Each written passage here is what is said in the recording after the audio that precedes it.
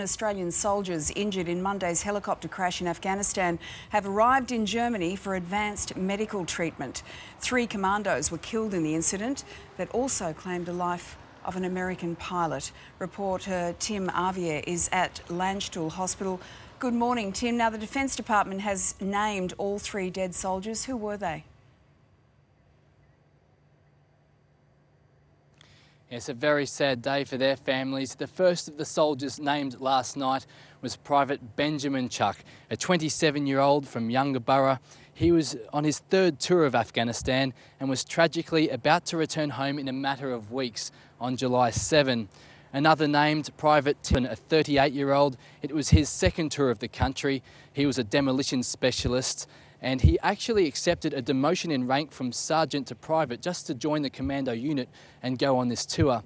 The 3rd, Private Scott Palmer, another 27-year-old, he joined the army when he was 21 and had toured East Timor and Iraq. But a very sad day for their families, as they won't be coming back alive. And it really brings it home for everybody when you see those faces and hear their stories.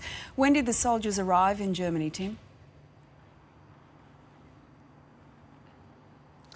Well, they flew in here late last night Australian time, this afternoon here in Germany. They arrived in a United States Air Force jet with a specialist medical team accompanying them.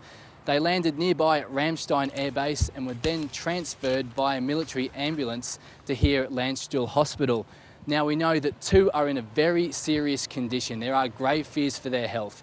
1 is in a serious condition and 4 are listed as stable. But they are in the best possible place. This hospital specialises in warfare injuries and they have been undergoing surgery for the last 10 hours. So fingers crossed they pull through. So Tim, is there any idea at this stage on how long they will stay in Germany?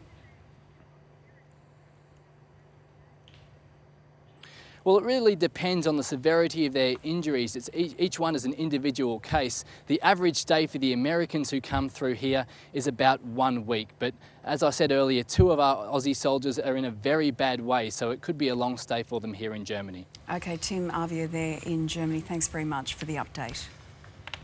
It is such an important story, this, and we here at the Today Show think it's of vital significance for us all to remember the sacrifices, those who have been lost.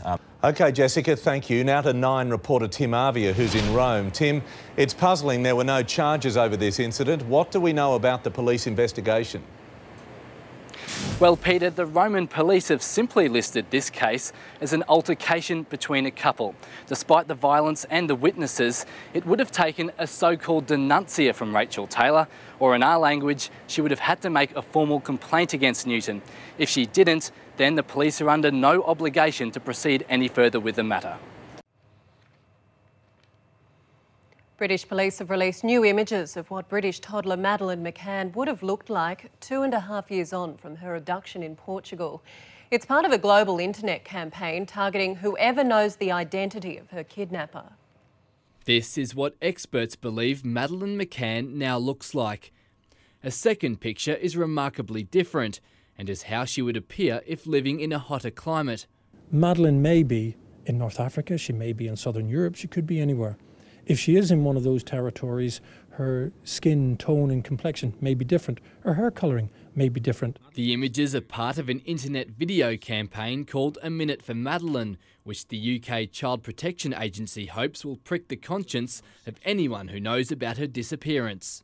This is how she might look today.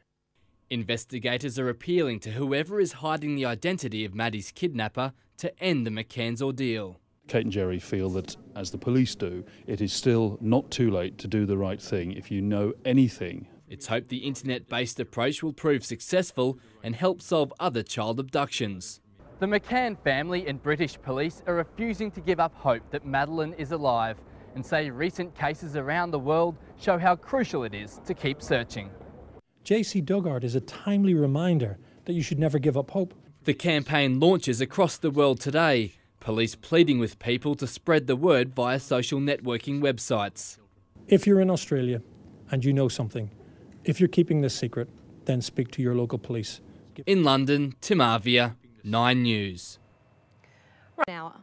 Thank you very much, Amber. Let's talk about Samantha Stosur. She is the red-hot favourite to become the first Australian woman to win the French Open since Margaret Court did it 3 decades ago. Sam took just 15 games to defeat Jelena Jankovic in the semi-final. She defeated the world #1 yesterday and took up where she left off today. One of the weapons in Stosur's game.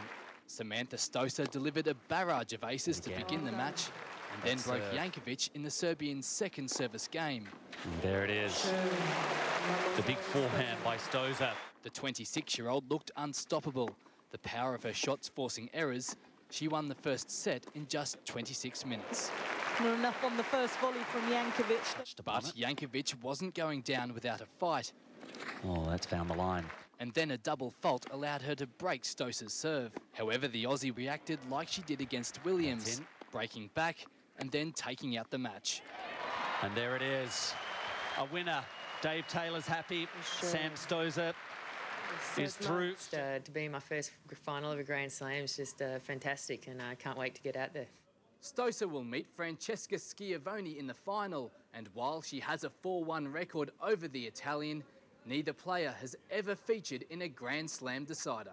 Her parents now face a dash from the Gold Coast to Paris to be at the biggest moment of their daughter's career. I don't know, I haven't spoken to them yet, but I'm sure they're all thinking about coming over, so I'll get on the phone and see what they're thinking. At Roland Garros, Tim Arvier, 9 News.